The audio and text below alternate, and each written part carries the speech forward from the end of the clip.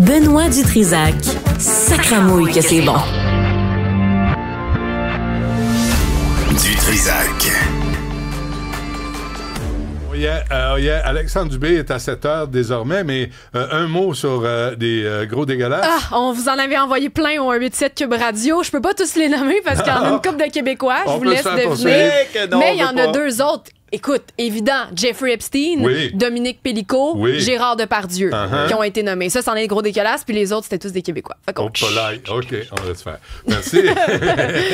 On les salue. Mais on a tous un gros dégueulasse en nous. Il faut juste le calmer, le mettre sous vide. Voilà. As-tu vu ça, toi, Alex? Le Louvre. Le Louvre!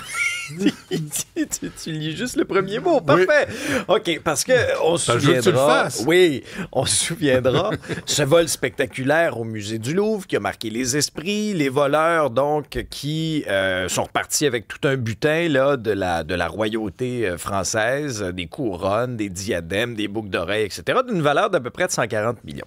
Puis là, il y a eu enquête policière, il y a eu arrestation de certaines personnes, et là, on commence à mettre des noms et des visages sur les gens qui ont été arrêtés. Et aujourd'hui, le Daily Mail nous raconte l'histoire d'Abdoulaye N. C'est un homme de 39 ans dont le surnom, c'est Doudou Cross Bitume.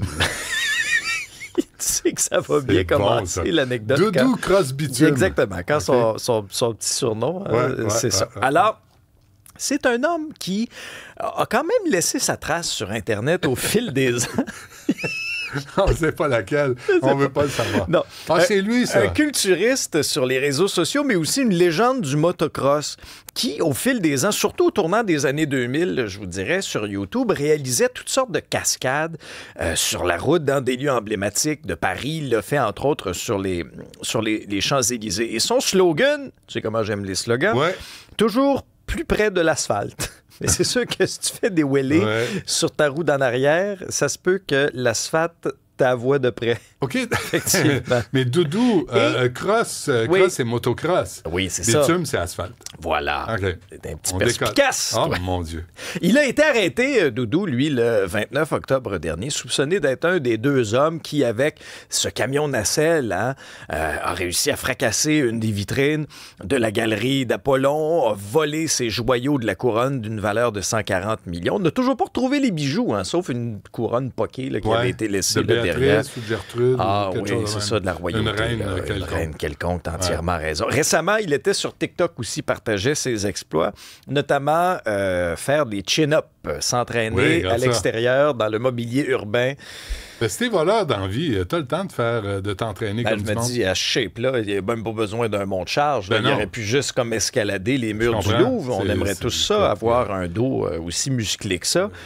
Ses comptes sont inactifs depuis la fin de septembre, malheureusement. Alors, est-ce qu'il préparait quelque chose? On ne le sait pas. Ça, c'est suspect. Et là, ça a l'air qu'il s'est incriminé en interrogatoire en disant « j'ai agi sous ordre d'un commanditaire étranger ». Il a quand même toute une feuille de route, cet individu-là, condamné à une quinzaine de reprises, dont possession de drogue, conduite sans permis, à avoir résisté à son arrestation. Il s'est fait arrêter pour la première fois à 16 ans et a purgé une peine de prison en 2015 pour vol à main armée d'une bijouterie. Alors là, est-ce qu'il était prédestiné à faire le grand coup, notamment au Louvre? Écoute, l'inspecteur Clouseau est sur le cas. Oui. Référence à la Panthère rose de Pink Panther, que personne connaît. Je suis désolé, je suis trop vieux. Bon, un guide échappe à la mort, heureusement. Es-tu seul à la pêche?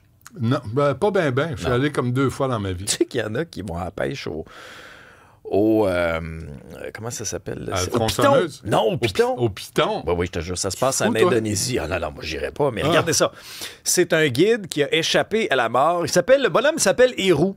Héroux, c'est un attrapeur de serpents professionnel. Alors, lui, Héroux, il descend une rivière sur l'île de Bornéo, en Indonésie. Il repère un piton de 6 mètres. En pleine nuit? En pleine nuit. Puis là, ne reculant devant rien... Non! Ouais. Là, il saisit par la tête. Sacrement, il tombe en bas de la chaloupe. Il tombe en bas de la chaloupe. Et là, à un moment donné, il disparaît sous l'eau, là, sa gang de chums. Il s'appelle Héroux. Ah, c'est bon. moi, j'haïs ça. Mais Benoît, regarde. C'est parce que le piton commence à s'enrouler autour de lui. C'est ça que ça fait, des pitons. Hey, il sort de là. Fait que là, ses chums trouvent ça un peu moins drôle. Lui, il tient tout le temps. Il tient encore la tête. J'haïs ça. J'haïs ça. Il commence à s'enrouler autour de son cou, Benoît. T'imagines le cauchemar? Il aura fallu 2 hommes pour le secourir de là, qui ont réussi quand même à capturer le piton, l'ont sorti de l'eau pour le photographier, puis l'ont relâché. Ils ont relâché le piton? Oui, c'est un peu comme la pêche ici, là, qu'on fait. Attends, tu mets ta vie en danger pour le relâcher. Au moins, faites une sacoche avec, faites des bottes de cow-boy en piton. C'est pas venimeux, ça. Semble-t-il que c'est pas venimeux. C'est pas venimeux? Mais c'est ce que je disais. Ça peut, par exemple, t'étrangler au complet. Faites des cravates avec. Ça sert à ça. Ça se mange-tu, ça, du piton? Ça, je n'oserais pas non plus. On le salue, héros. Mais ça, j'ai bien de la misère avec ça. Moi, toutes les affaires de même... moi, j'en aurais pas. Là. De piton? Non, mais même de reptile, point. Là. Non, hein? Okay. Un chien, ça va être assez. Ouais, je t'ai entendu dire que tu clonerais pas ton... 50 000. Comment il s'appelle, Porto? Poncho. 50 000. Avec ça. 50 000? Oublie ça. Poncho? Ben tu peux en avoir combien pour 50 000 de Poncho? Il y a qu'un, ils sont tous pareils. Avec 50 000, je vais faire bien d'autres choses. Oui, c'est tout des picots. Bon, spectaculaire explosion à New York, j'ai pas vu ça. Oui. L'élection de Mamdani. Ça n'a pas rapport avec Mamdani. Non. Mais c'est dans le Bronx. Ode aux pompiers, là, quand même, qui mettent leur vie en danger pour nous, puis les risques du métier, OK? Ça commence, à un moment donné, en début de soirée, dans le Bronx, il y a un véhicule qui est en feu, OK? Les flammes sont très, très vives déjà. Et là, à un moment donné, là, vient une espèce de déflagration, mais sincèrement, là, digne d'une bombe atomique. Gigantesque boule de feu, à un moment donné, qui va complètement illuminer le ciel. Et vous allez voir ça, si vous nous suivez à la télé, c'est même pas le maximum de cette explosion-là. Là. Quand ça explose, quand tout pète, là, c'est encore plus vraiment, vraiment intense. Là. Alors, il y a 3 des 7 pompiers blessés qui ont dû être admis à l'hôpital après avoir été gravement brûlés aux mains, gravement brûlés au visage. Heureusement, leur vie n'est pas en danger. Mais gravement brûlés au visage. Là, et sur le New York Post, je lisais un petit peu le récit de certains. Ils disaient c'est carrément un mur de feu qui se sont abattus sur nous. Ils ont été complètement encerclés par cette boule de feu. Et comme on dit dans le domaine policier, Benoît, c'est présentement sous enquête. Ah oui. Mais ça, c'est une maudite job, hein? Parce que pompiers, tu sais, on pense qu'ils se prélasent toute la journée, mais quand ils sont... C'est comme jouer au baseball. Faut que tu sois là, t'es disponible. Quand t'es à la plate. Mais quand t'as la balle, non, quand t'es au champ, à la défense. Quand t'as la balle, faut que tu réagisses. Faut que tu aies pensé à ce que tu vas faire. Les pompiers, c'est pareil. Ah, c'est clair. Puis là, il arrive une explosion comme ça. Là, gravement... Ça, moi, ça me fait... Parce qu'on parle souvent des morts. Mais gravement brûlé, ça, c'est à vie. C'est à vie. Ils vont porter ça à vie. Regarde ça, l'explosion. Tu la vois, là, quand ça vient de péter. Regarde ça. Ah oui. C'est complètement fou, là. Bon, et dure journée pour un partisan des Jays. C'est un petit bonus. C'est notre ami Jess à la mise en ligne qui est sur TikTok. La défaite est difficile à encaisser là, en série mondiale contre les Dodgers. Ça a passé très, très proche. Mais il y a un partisan des Jays, vous allez voir, qui l'a vraiment pas pris. Il a sacré un grand coup de poing dans son téléviseur devant ses amis qui n'en revenaient pas trop de tout ça. Un peu bouche bée, hein, ses amis. Qu'est-ce que tu prends? C'est vraiment, tu prends ça à cœur.